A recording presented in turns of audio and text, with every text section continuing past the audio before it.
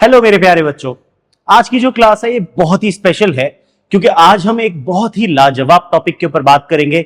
आज हम लोग बच्चों स्टार्ट करने जा रहे हैं प्रोजेक्टाइल मोशन। हम सब जानते हैं कि प्रोजेक्टाइल मोशन एक बहुत ही इंपॉर्टेंट टॉपिक है एकेडमिक्स और कंपटीशन दोनों के लिए। तो आज हम लोग स्टार्ट करेंगे प्रोजेक्टाइल मोशन। बने रहिएगा मेरे साथ आज की क्लास में क्योंकि ये बहुत ही मजेदार होने वाली है, बहुत ही इंटरेस्टिंग होने वाली है और आज मिलकर के हम सीखेंगे एक बहुत ही बढ़िया सा टॉपिक प्रोजेक्टाइल। अगर आपने मेरे प्रीवियस लेक्चर्स नहीं देखे हैं तो जाकर के मेरे चैनल पर उन लेक्चर्स को देख लीजिए ताकि आपको आज की क्लास भी बेहतर समझ में आए। ज्यादातर बच्चे वीडियो तो देखते हैं लेकिन सब्सक्राइब नहीं करते, जरूर से सब्सक्राइब कर लीजिए। मेरे काम को आगे बढ़ाने में यूट्यूब एल्गोरिथम में मदद मिलती है। तो चलिए स्टार्ट करते हैं आज की क्लास। आज हम लोग बात करेंगे अबाउट आ प्रोजेक्टाइल।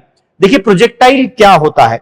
अगर हम प्रोजेक्टाइल की स्टैंडर्ड डेफिनेशन देखें तो प्रोजेक्टाइल किसी भी ऐसी बॉडी को नाम दिया जाता है जिसको जब आपने एक बार फेंक दिया, फेंकने के बाद वो बॉडी सिर्फ और सिर्फ ग्रेविटी के अंडर मूव करती है, तो ऐसी बॉडी को नाम दिया जाता है प्रोजेक्टाइल।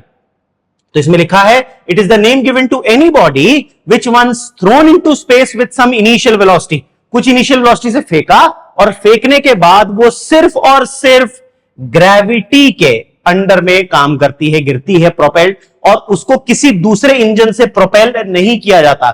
ये नहीं कि आपने ऊपर से एक प्लेन से दूसरा एक रॉकेट छोड़ दिया, रॉकेट में इंजन लगाया, वो प्रोजेक्टाइल नहीं होगा। उसमें कोई और प्रपल्शन का सिस्टम नहीं होना चाहिए। तो ऐसी बॉडी को हम लोग बोलते हैं प्रोजेक्टाइल। ठीक, तो मान लीजिए आप ऊपर जा रहे थे एक प्लेन में, वहां से एक बॉम्ब ड्रॉप किया लेकिन उस बॉम्ब के अंदर कोई इंजन नहीं था, वो मिसाइल नहीं था, वो सिर्फ ग्रेविटी की वजह से गिर रहा था। तो वो जो ग्रेविटी के अंदर जो बॉम्ब गिरेगा that will be a projectile. ठीक है, फील्डर है, फील्डर क्रिकेट में आपने देखा है, बैट्समैन ने मारा, बाउंड्री के पास फील्डर ने पकड़ा, फटाक से ऐसे फेंकता विकेट कीपर के पास बॉल। तो उस केस में वो जो बॉल है उसने उसे इनिशियल वेलोसिटी से फेंक दिया, उसके बाद वो बॉल सिर्फ और सिर्फ ग्रेविटी के अंडर मूव करती है। सो वो क्रिकेट की बॉल भी बन जाती है एक प्रोजेक्टाइल। तो ऐसी कोई भी बॉडी जिसको एक बार इनिशियल वेलोसिटी से फेंक दिया जाए और उसके बाद वो सिर्फ ग्रेविटी के अंडर मूव करे, ऐसी बॉडी को हम लोग बोलते हैं projectile.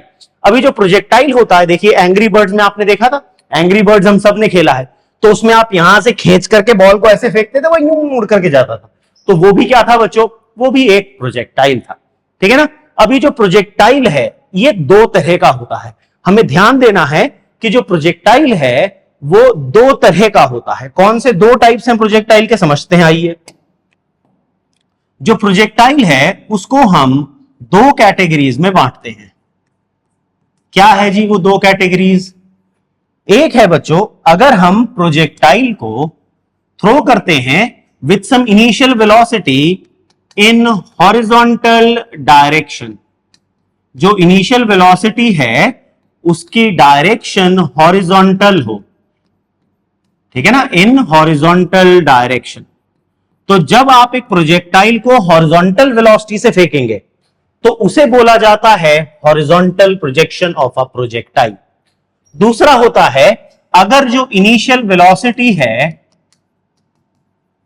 Initial velocity makes an angle theta with x और वाई एक्सिस।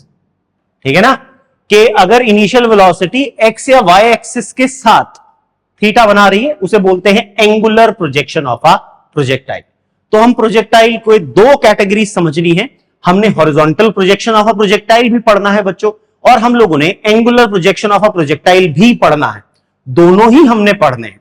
ठीक है, तो आज की जो क्लास है उसमें हम लोग बात करेंगे about horizontal projection of a projectile. यानी अगर हम एक प्रोजेक्टाइल को हॉरिजॉन्टली प्रोजेक्ट करते हैं, यानी जो इनिशियल वेलोसिटी है उसको हॉरिजॉन्टल डायरेक्शन में फेंका जाता है, उसी को बोलते हैं प्रोजेक्टाइल गिवन हॉरिजॉन्टल प्रोजेक्शन या simply horizontal projection of a projectile. ठीक है, तो ये जो horizontal projection of a projectile है बड़ा सिंपल सा है।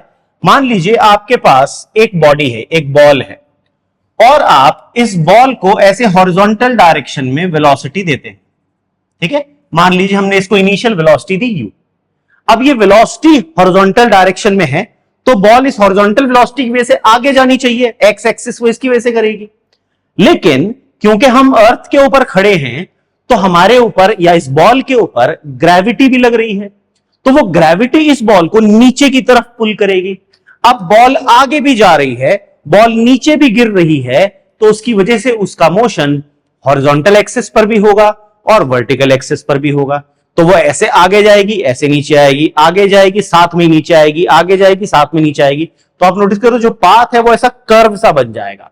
ठीक है, तो ये जो पाथ हमारा ये जो प्रोजेक्टाइल है, ये पाथ फॉलो करेगा बच्चों, इस पाथ को नाम दिया जाता है ट्रेजेक्ट्री। तो इसका पाथ कुछ ऐसा सा कर्व होगा। ये जो पाथ हमने यहां पर बनाया, इस पाथ को टेक्निकली फिजिक्स में कहा जाता है ट्रेजेक्ट्री। तो ये बन जाती है प्रोजेक्टाइल की ट्रेजेक्ट्री। तो ये जो ट्रेजेक्ट्री है इसकी शेप हमने निकालनी है, और शेप हम कैसे पहचानते हैं? शेप पहचानते हैं इक्वेशन की टाइप से। तो अगर हमारे पास एक इक्वेशन आ जाती है तो हम उस इक्वेशन को पहचान करके बता सकते हैं कि ये शेप क्या आएगी। तो सपोज हम 30 मीटर की हाइट पर खड़े हैं, हमने एक बॉल को हॉरिजॉन्टल फेंका, तो वो इस तरह से चलती हुई नीचे आएगी। तो इसी को बोलते हैं हम लोग horizontal projection of a projectile. तो इसमें हम ट्रेजेक्ट्री की इक्वेशन भी देखेंगे कि भैया कौन से फॉर्म की ट्रेजेक्ट्री है इसकी। इसके किसी भी पॉइंट पर आपको वेलोसिटी कैलकुलेट करनी हो, मान लो प्रोजेक्टाइल यहां पर आ गया, आपसे कहा जी बताओ इसकी इस समय पर वेलोसिटी क्या होगी, तो इनिशियल इंस्टेंटेनियस वेलोसिटी तो हमें पता है कैसे निकलती है, कैसे निकलती है? टेंजेंट ड्रॉ करके। तो हम टेंजेंट ड्रॉ करके जो इंस्टेंटेनियस वेलोसिटी हमारी बन रही है, इस इंस्टेंटेनियस वेलोसिटी की वैल्यू भी कैलकुलेट करेंगे यहां पर, है ना। तो ये सब चीजें हमने इस क्वेश्चन में यहां पर आज की क्लास में हमने ये सब समझना है। ठीक है, इसकी रेंज कितनी होती है, हॉरिजॉन्टल रेंज, यहां से यहां तक गिरने में कितना टाइम लगता है, जिसे बोलते हैं टाइम ऑफ फ्लाइट। तो आज की जो क्लास है बड़ी इंटरेस्टिंग है, बने रहिएगा मेरे साथ। आज हमने वो सारे कॉन्सेप्ट, वो सारी डेरिवेशंस, उन सबके फॉर्मूलाज डिराइव करने सीखने हैं। अब ये जो प्रोजेक्टाइल का केस है, इसमें एक बहुत कॉमन क्वेश्चन आता है प्लेन वाला। इसमें बच्चे अज्यूम क्या करते हैं, देखिए हमसे क्या गलती होती है। मान लीजिए एक सिंपल सा एग्जांपल लेते हैं। मान लीजिए ये एक प्लेन है और ये इसके पास एक बॉम्ब है, ये टारगेट है, इस बॉम्ब को इस टारगेट पर फेंकना है। ये ऐसे चलता आ रहा है प्लेन। तो आप क्या सोचते हैं, जैसे टारगेट पर आएगा तब ये बॉम्ब को छोड़े तो यहां पर गिरेगा, या आगे जाकर के छोड़े तो यहां पर गिरेगा, या पहले छोड़े तो यहां पर गिरेगा? बताओ जरा इसका जवाब क्या होगा। जल्दी से वीडियो में कमेंट करके बताना कि इसका आंसर क्या होगा, कहां पर छोड़ना चाहिए। तो देखिए इसका आंसर है, अगर मान लो ये ऊपर बिल्कुल आकर के इसने छोड़ा, तो ये बॉम्ब की स्पीड प्लेन वाली स्पीड थी। तो अगर हम इसको बिल्कुल जस्ट ऊपर ला करके छोड़ेंगे तो हम ऑब्जर्व करेंगे कि ये यहां से जैसे ही छोड़ा तो ये प्लेन से अलग तो हुआ, लेकिन इसके पास हॉरिजॉन्टल वेलोसिटी रहेगी। तो ये डायरेक्ट ऐसे नीचे नहीं आएगा, ये ऐसे आगे जाकर के जाएगा प्लेन के साथ। देखो दोनों हॉरिजॉन्टली सेम जगह पर बने रहेंगे, लेकिन ये नीचे आता जाएगा, प्लेन सीधा चलता जाएगा ऐसे। तो एक्चुअली में ये जो हमारा टारगेट था ये उससे आगे जाकर के गिरेगा। तो इसका मतलब यह है कि अगर मुझे बॉम्ब को यहां फेंकना है तो मुझे उसे पहले ही छोड़ना पड़ेगा। तो मान लीजिए यहां से साथ में छोड़ा, तब वो जाकर के यहां पर आकर के टकराएगा, तो उसको पहले छोड़ना पड़ेगा। अगर एग्जैक्टली ऊपर छोड़ेंगे तो आगे गिरेगा। और क्वेश्चंस में ये भी कैलकुलेट करने को कहा जाता है, बताओ कितना आगे गिरेगा। तो वो सब कॉन्सेप्ट हम लोग सीखेंगे, इसके क्वेश्चंस भी हम लोगों ने करने हैं। तो आज की क्लास में बेसिकली इनकी डेरिवेशन, इनके सारे फॉर्मूलाज कैसे बनते हैं और उनके बेसिक कॉन्सेप्ट्स वो आज हमने सीखने हैं। ठीक है बच्चों, ठीक है। तो देखो यहां पर मान लो आपने एक बॉल को फेंका इनिशियल वेलोसिटी v0 से, तो उसका पाथ कैसा होगा? अगर हम इसका पाथ बनाने की कोशिश करें, इसका पाथ एक ऐसी शेप ले लेगा। ये जो पाथ है इसका, ये एक्चुअली में एक पैराबोला होता है। It is a parabola. अब अगर आपको याद हो, थोड़ा सा बेसिक रिवाइज कर लेते हैं। पैराबोला हमने दो तरह के पढ़े थे, एक y proportional to x square या y equals to a x square. ये वाला जो पैराबोला होता है ये फर्स्ट ऑर्डर का पैराबोला कहलाता है। This is the parabola of first order. दूसरा होता है y equals to a x plus b x square. ये जो पैराबोला होता है ये सेकेंड ऑर्डर का पैराबोला होता है। This is the parabola of second order. तो हम ये फर्स्ट और सेकेंड ऑर्डर दोनों ही हमें पता होना चाहिए, क्योंकि दोनों ही दो अलग अलग तरह के प्रोजेक्टाइल्स में यूज होता है। जो फर्स्ट ऑर्डर का पैराबोला है वो ये है आधा।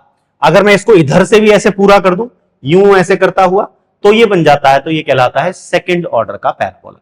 तो अभी जो हम हॉरिजॉन्टल प्रोजेक्शन आज सीखेंगे उसमें फर्स्ट ऑर्डर का पैराबोला यानी जो इक्वेशन है वो इसी फॉर्मेट में आनी चाहिए। इसे याद रखना, ये जो फॉर्मूला है y equals to ax square, बच्चों इसको याद रखना, क्योंकि आज की क्लास में हम देखेंगे जो हमारी इक्वेशन डिराइव होगी वो इसी फॉर्मेट में बन करके आनी चाहिए। ठीक है, तो याद रखनी है बात आपको। तो चलिए आज हम लोग स्टार्ट करते हैं इक्वेशन ऑफ ट्रेजेक्ट्री। मैंने बताया था ट्रेजेक्ट्री क्या होती है भाई, जब आपने प्रोजेक्टाइल को इनिशियल वेलोसिटी u से फेंका, उसके बाद वो जो पाथ फॉलो करता है, ये जो कर्व सा पाथ है जो पिंक कलर में यहां दिख रहा है, ये पाथ ही कहलाता है उस प्रोजेक्टाइल की ट्रेजेक्ट्री। तो आज हम इसी ट्रेजेक्ट्री को कैलकुलेट करना सीखते हैं और देखते हैं कि ये ट्रेजेक्ट्री कैसे निकल करके आती है। ठीक, तो बड़ा ही सिंपल है।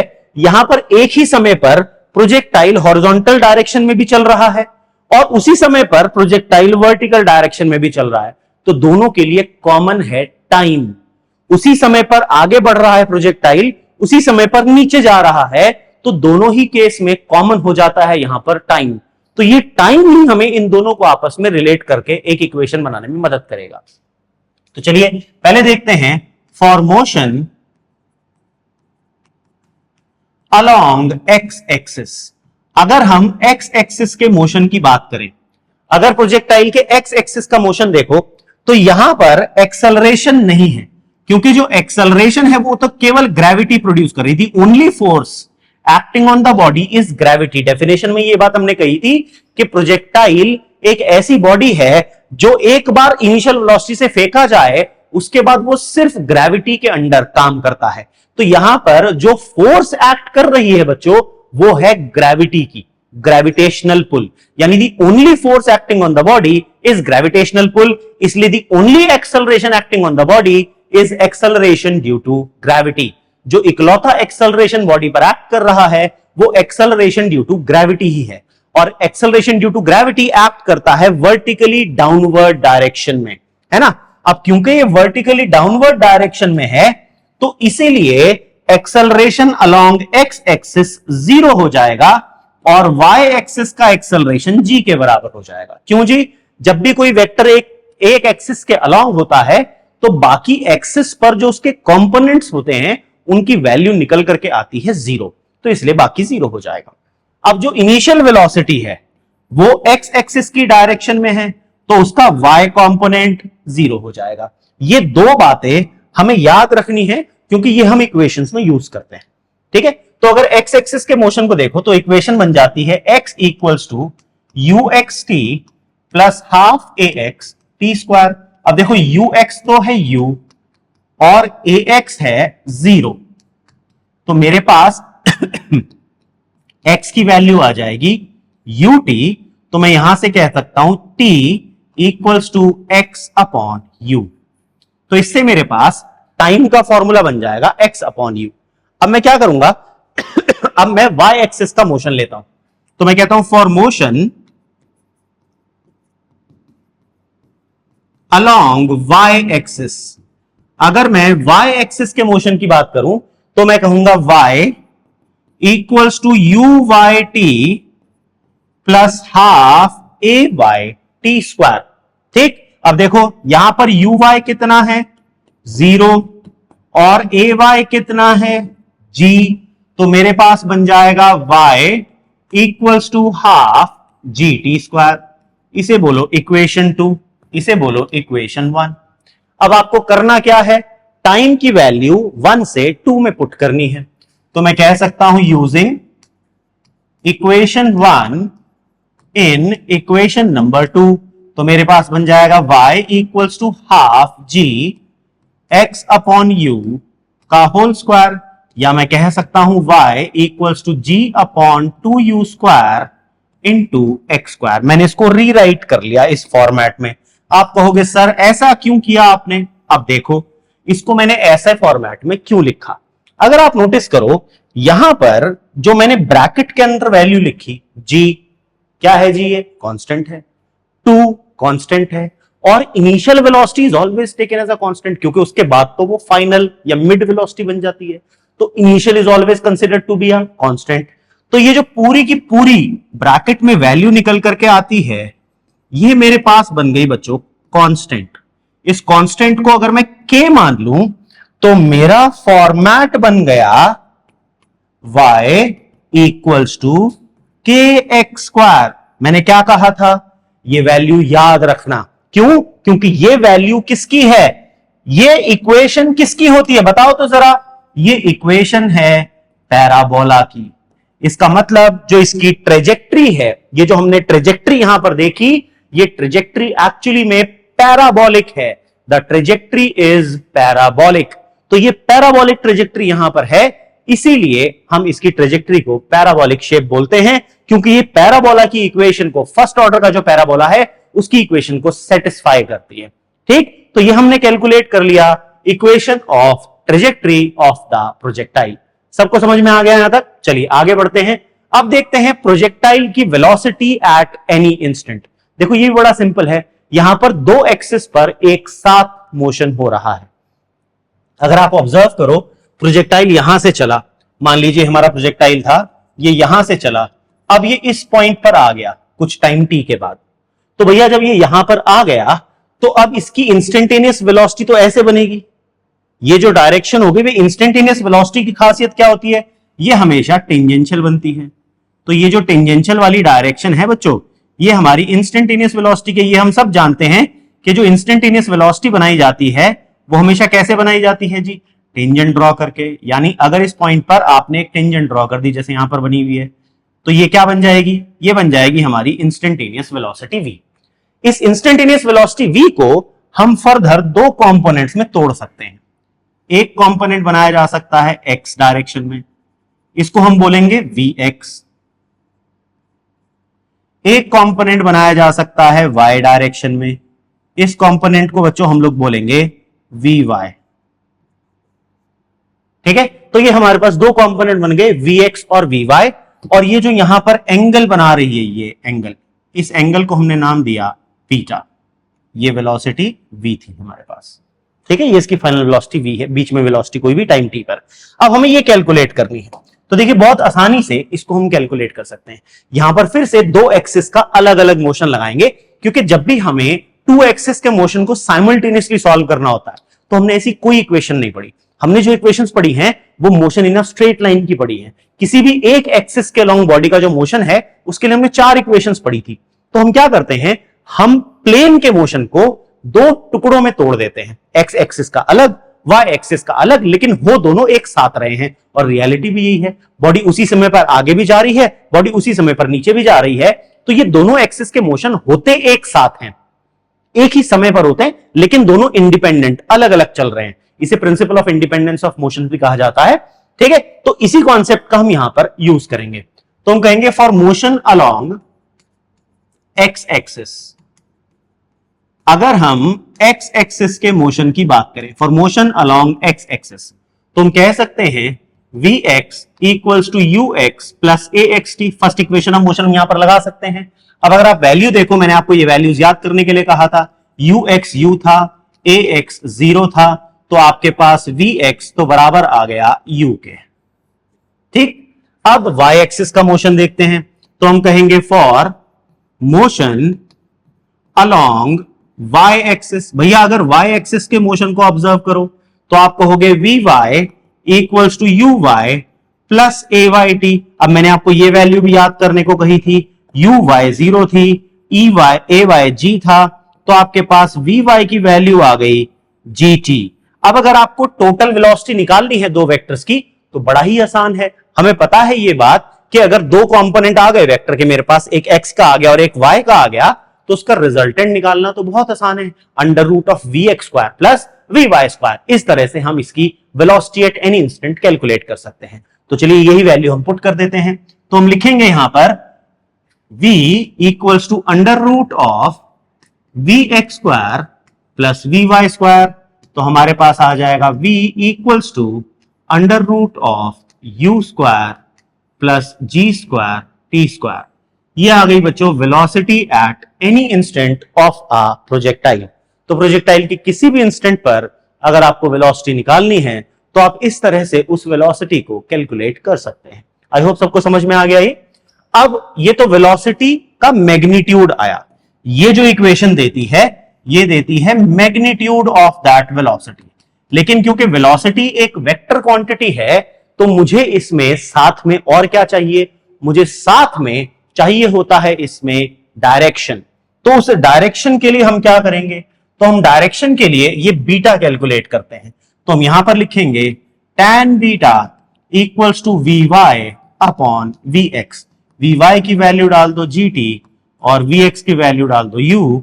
तो बीटा की वैल्यू आ गई tan inverse gt by u। इस तरह से आप वो एंगल भी कैलकुलेट कर सकते हैं जो आपको निकालना हो। तो ये जो बीटा है ये दे देता है हमें direction of that velocity vector. ठीक है, तो ये आ गया हमारे पास velocity of the projectile at any instant. बच्चों ये समझ में आ गया सबको। अब हम बात करेंगे अगर वो प्रोजेक्टाइल जमीन पर पहुंच जाता है, यहां पर if the projectile reaches the ground, वो इस पॉइंट पर पहुंच जाता है, यहां पर जो उसकी जस्ट बिफोर टचिंग ग्राउंड, भाई देखो टच हो गया तो गिरी जाएगा, रेस्ट पे आ जाएगा। बात हो रही है जस्ट बिफोर टचिंग ग्राउंड, बस जमीन को टच करने से जस्ट वो जो मोमेंट पहले उसकी वेलोसिटी होगी, मैक्सिमम वेलोसिटी, वो हमें कैलकुलेट करनी है। तो फर्क क्या हो जाएगा, फर्क ये हो जाएगा यहां से यहां तक आने का जो समय है उसे बोलते हैं हम लोग टाइम ऑफ फ्लाइट। तो ये जो टाइम था t, इसकी जगह हम रख देंगे टाइम ऑफ फ्लाइट। ये बात आपको याद रखना है, यहां पर जो वैल्यू आएगी वो आप टाइम ऑफ फ्लाइट की रख देंगे।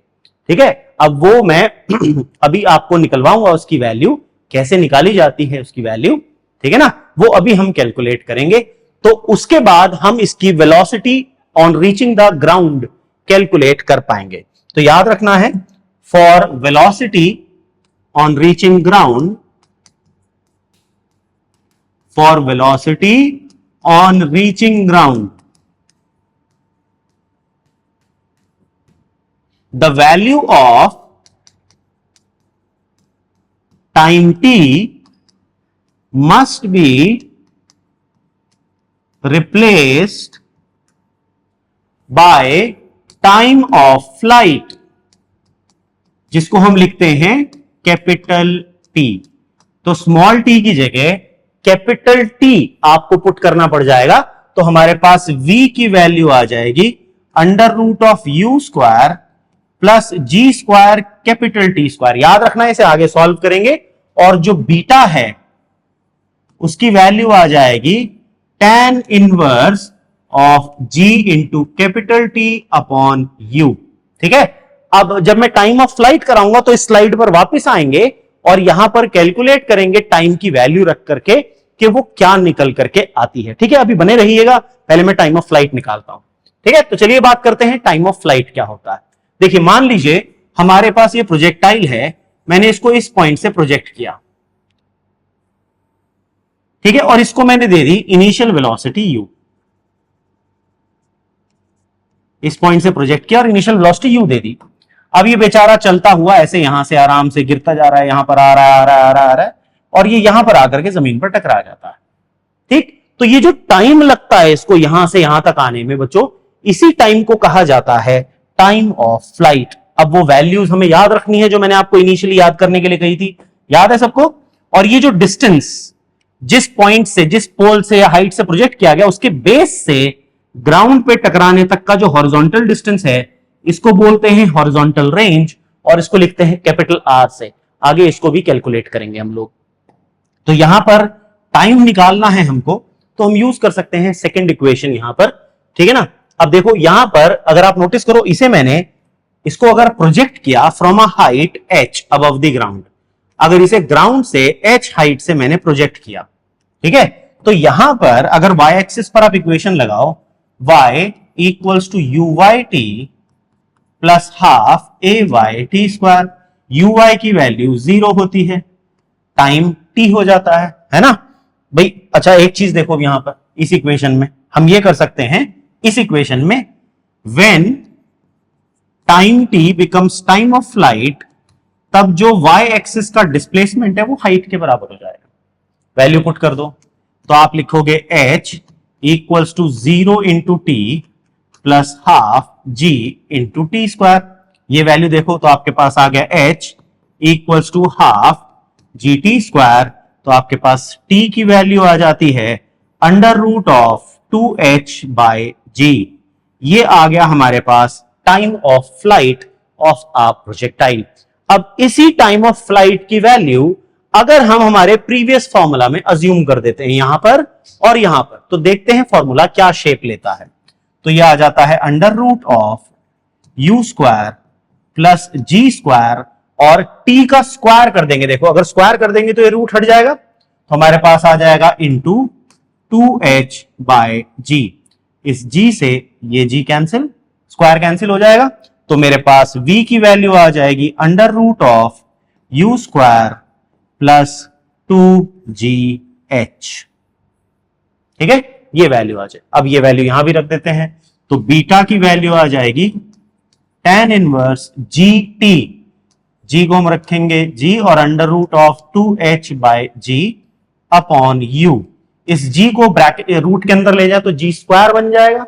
ठीक है, तो आपके पास बीटा की वैल्यू आ जाएगी tan inverse of under root 2gh upon u। इस तरह से आप बीटा को भी कैलकुलेट कर पाएंगे। ठीक है बच्चों, तो ये हो गया हमारे पास velocity on reaching the ground for the projectile. सबको क्लियर? अब बात करते हैं प्रोजेक्टाइल को जिस पॉइंट से प्रोजेक्ट किया गया था उससे जमीन पर, उसके बेस से जमीन पर का जो हॉरिजॉन्टल डिस्टेंस होता है जिसको कहा जाता है हॉरिजॉन्टल रेंज, इसकी वैल्यू हम कैसे कैलकुलेट करते हैं। तो यहां पर आपको एक चीज ध्यान रखनी है कि इस पूरी गिरने की प्रोसेस में बॉडी पर या प्रोजेक्टाइल पर सिर्फ एक फोर्स लग रही है। कौन सी है वो फोर्स? वो है ग्रेविटी। ठीक है, अब ग्रेविटी किधर खींच रही है बॉडी को? नीचे की तरफ, जिसकी वजह से एक्सेलरेशन किधर है? नीचे की तरफ, वर्टिकली डाउनवर्ड यानी वाई एक्सिस पर। लेकिन ये जो रेंज है ये तो एक्स एक्सिस की दूरी है। वाई एक्सिस पर वाई एक्सिस की वेलोसिटी चला रही है, एक्स एक्सिस पर एक्स एक्सिस की वेलोसिटी चला रही है। तो यहां पर सोचो कि ये जो एक्स एक्सिस का मोशन है इसके लिए तो एक्स एक्सिस की वेलोसिटी रिस्पॉन्सिबल है और एक्स एक्सिस की वेलोसिटी यूनिफॉर्म रहती है। क्यों रहती है यूनिफॉर्म?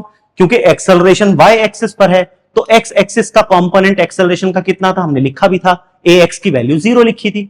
तो जब एक्स एक्सिस पर कोई एक्सेलरेशन ही नहीं है तो बताओ क्या एक्स एक्सिस की वेलोसिटी चेंज होगी? नहीं होगी। कितनी रहेगी? यू थी, यू ही रहेगी। तो एक्स एक्सिस की वेलोसिटी हमेशा यू ही रहती है। प्रोजेक्टाइल का हॉरिजॉन्टल वेलोसिटी कंपोनेंट किसी भी प्रोजेक्टाइल के केस में चेंज नहीं होता। रीजन? क्योंकि जो एक्सेलरेशन है वो सिर्फ वाई एक्सिस पर लगता है, तो एक्सेलरेशन का एक्स कंपोनेंट हमेशा 0 हो जाता है। इसलिए चाहे एंगुलर प्रोजेक्शन हो या horizontal projection, horizontal velocity, x component of velocity never changes, it remains the same. Horizontal projection में यू ही रहेगा। तो एक्स एक्सिस का डिस्टेंस किस वेलोसिटी से चलाया जा रहा है? यू वेलोसिटी से चलाया जा रहा है। कितना टाइम लग रहा है यहां से यहां तक पहुंचने में? टाइम ऑफ फ्लाइट के बराबर लग रहा है। तो अगर यूनिफॉर्म मोशन होता है, मान लो एक एग्जांपल लेते हैं, सपोज मैंने कहा आप 10 किलोमीटर प्रति घंटे की रफ्तार से दौड़ सकते हैं। बताओ 2 घंटे में आप कितनी दूरी चल लेंगे? आप कहेंगे सर 20 किलोमीटर। कैसे निकाला? 10 किलोमीटर 1 घंटे में, तो 2 घंटे में मल्टीप्लाई कर देंगे तो आ जाएगा 10 इंटू 220। यानी हमें पता है अगर हम यूनिफॉर्म मोशन की बात कर रहे हैं, कांस्टेंट स्पीड से दौड़ रहे हैं, कांस्टेंट स्पीड से चल रहे हैं, तो उसमें जो डिस्टेंस होता है, दूरी जो कवर की जाती है बॉडी की, वो होती है स्पीड इंटू टाइम। अब एक्स एक्सिस पर भी यही तो हो रहा है। स्पीड कितनी है? यू। टाइम कितना लग रहा है? Time of flight. तो हॉरिजॉन्टल रेंज क्या बन जाएगा? You into time of flight, सीधा। तो जो हॉरिजॉन्टल रेंज होगा प्रोजेक्टाइल का कुछ भी नहीं है, हॉरिजॉन्टल रेंज आर हो जाएगा यूटी। अब अगर आप टी की वैल्यू याद रखो, टी था अंडर रूट 2h बाई जी, तो आपके पास रेंज जो है आर, उसका फॉर्मूला आ जाता है u under root of 2h by g. कुछ नहीं करना, अगर न्यूमेरिकल में टाइम दिया है वैल्यू, इसकी वेलोसिटी ऑफ प्रोजेक्शन को टाइम ऑफ फ्लाइट से मल्टीप्लाई करो, डायरेक्ट हॉरिजॉन्टल रेंज आएगी। कुछ नहीं करने की जरूरत। रीजन क्या है? क्योंकि जो हॉरिजॉन्टल एक्सिस, एक्स एक्सिस का मोशन है, एक्चुअली में वो यूनिफॉर्म मोशन होता है, उसमें कोई चेंज नहीं होता स्पीड का। क्यों? क्योंकि एक्सेलरेशन तो वाई एक्सिस पर है, इसलिए उसका एक्स कंपोनेंट कभी बदलता ही नहीं है। It never changes. समझ में आ गया बच्चों सबको? यस और नो? पक्की बात। चलिए अब देखते हैं प्रोजेक्टाइल के केस में, एक बार रिवाइज कर लें हमने क्या क्या सीखा था आज की क्लास में। आज हम लोगों ने सीखी इक्वेशन ऑफ ट्रेजेक्ट्री, जो कि ये है। उसके बाद हम लोगों ने टाइम ऑफ फ्लाइट भी निकाला, फिर हमने हॉरिजॉन्टल रेंज भी निकालनी सीखी, फिर हमने velocity at any instant and angle of the velocity at any instant. तो आज की क्लास में हम लोगों ने एक ही शॉट में पूरा हॉरिजॉन्टल प्रोजेक्शन जो प्रोजेक्टाइल का था वो कंप्लीट कर लिया। अगर आपको मेरा काम अच्छा लग रहा है बच्चों, फिजिक्स समझ में आ रही है, तो पहले तो जल्दी से इस वीडियो पर अपना प्यार कमेंट की फॉर्म में जरूर देना। देखो एक ही शॉट में आपके लिए पूरी वीडियो पूरा हॉरिजॉन्टल प्रोजेक्शन कवर कर लिया है, तो अपना प्यार कमेंट्स में जरूर दीजिएगा, दोस्तों के साथ शेयर जरूर करें और चैनल को ज्यादा से ज्यादा सब्सक्राइब करवाएं। मिलते हैं अगली क्लास में, तब तक के लिए जय हिंद।